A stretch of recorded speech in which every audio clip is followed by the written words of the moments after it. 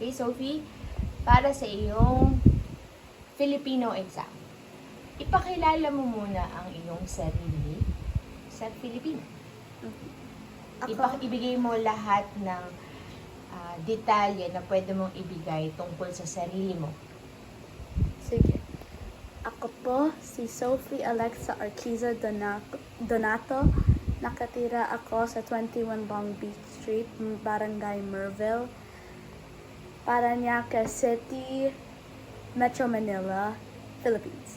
And at saka ang zip code ko ay 1709. At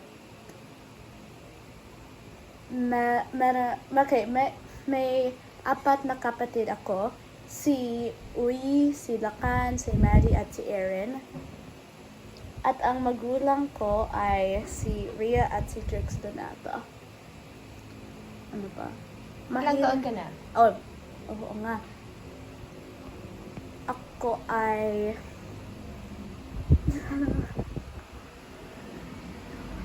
right. Ako ay 11 taong gulang. At mahilig ako sa drawing at sa jiu-jitsu. Yan lang. At ang grado ko ay... Nasa pang ilang baitang ka na? 6. Yes. Saan ka nag-aaral? LLH. Ano ibig sabihin nun? Sa bahay lang. Ha? Ibig sabihin ng LLH sa bahay lang? Hindi, LLH ang homeschool, Provider? Provider. Yes. Okay. Ano ibig sabihin ng LLH? Living, learning, homeschool. Yun. Homeschool na nga. Okay. Pwedeng magkwento ka ng isang libro na nabasa mo ngayong quarter. Yan. Okay, so yung nagbabasa ko ay ang puting sapatos. Okay. Right. Okay. So there was a girl. Ang pangalan niya ay Eva. At she was known as Aling Sapatos, diba? Yeah. And she would always give kids shoes, and they would always be like, "Why are you always giving us shoes?" Kaso, her backstory behind it was that she was born in a not very wealthy family. She was born in a very low class. What do you call it? Poor class?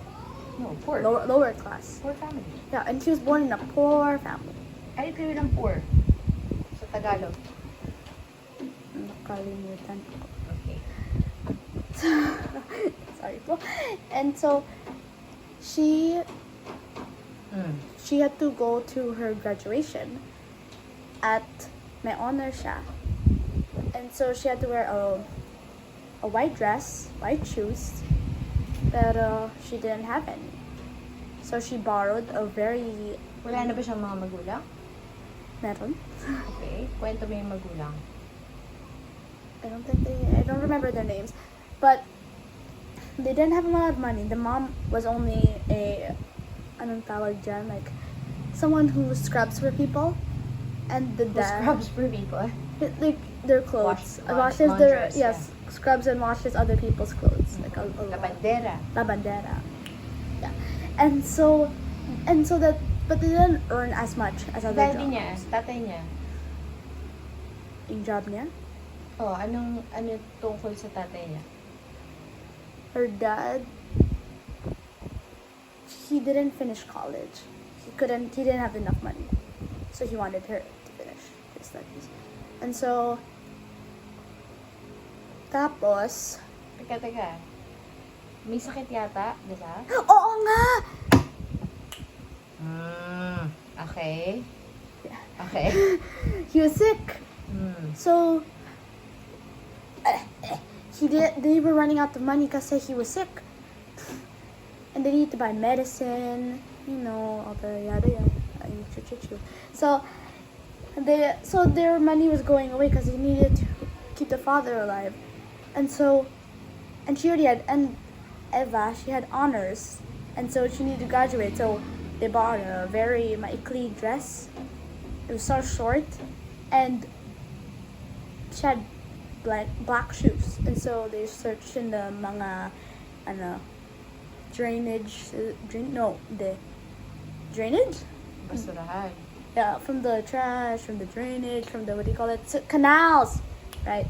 Canals for white paint, and then they saw a white paint somewhere, and it was very little, but it was enough for them. It was nice. So they used it to paint the black shoes white so that they could use it. And so when the day came that they needed to go to the graduation, everyone was so nice looking. Pero si Eva, she kept tugging down her dress because it was too maikli. And so she was very ashamed. And then, what's the term? Umaambon. It was already drizzling. And so it started to rain on her shoes. And then it was polka dotted, then striped, then completely black. The shoes. Oh. So yung puting sapatos naging? Black. Itim. Oh. And so she was very ashamed. She was so embarrassed. She was she wanted to go home.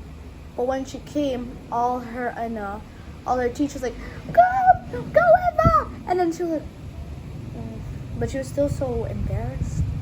But when she went up on stage, she was wearing her award certificate. And her parents, not parents, her father was at home. Because her mother, her nanay, and her brother, or I think it was little brother. He was also cheering for her, go Ate Eva! And then so when she went home, she wanted to make shoes. She started to make shoes when she grew up. There was this term where he did well in school, and so she started to make shoes, opened a shoe shop, and a lot of people were buying from it. And that was because of the store of her white shoes. The white shoes, even though it's actually black. So now, up till now, she makes, well, not really up till now, she now makes shoes for kids in the Philippines because of her story. Meron bang magandang sinabi yung tatay niya tungkol sa nangyari sa kanya? I was thinking of that. It was so specific. I kind of trying to remember it. I was actually trying to remember it throughout the whole story. So, it was something about success. Something about success. And it hit you right where it would. Because that's what Eva had in her heart throughout her whole life. And she became successful. And so, that was it. Alright. Okay, thank you. Salamat at kinwento mo ang libro tungkol kay Eva at ang kanyang puting sapatos. Okay. Ngayon naman, folk songs. Maaari bang kumanta ka ng 2 Filipino folk songs? Ano muna? Isang, yung na pinag-aralan natin ngayong quarter. Isang Tagalog folk song, ang tawag ay Paru-Parong Bukid, at isang folk song na ang pangalan ay, ang pamagat ay Pen Pen de Sarapen. Okay? Pen Pen de Sarapen muna? Okay. Loud and clear, please. Okay. 1, 2, 3, go. Pen Pen de Sarapen de Cuchillo de Almacen, how de Carabao Batuten, sipit na mimilipit, gintong pilak na mumulaklak sa tabi ng dagat. And then, parang bukid na lilipad-lipad sa gitna ng daan. Pagaspas sa paraang tapis, sandanggal ang manggas at sayang dekola sampyasa ang sayad.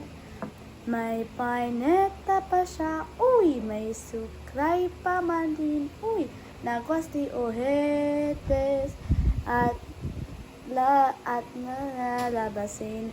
Haharap sa altar, uy, at pananalamin. At saka lalakad ng pakendeng-kendeng. Okay. Alright. Okay. Ayun lang. Ayun lang ang ating exam. Ay, ayan. Maraming salamat. Salamat.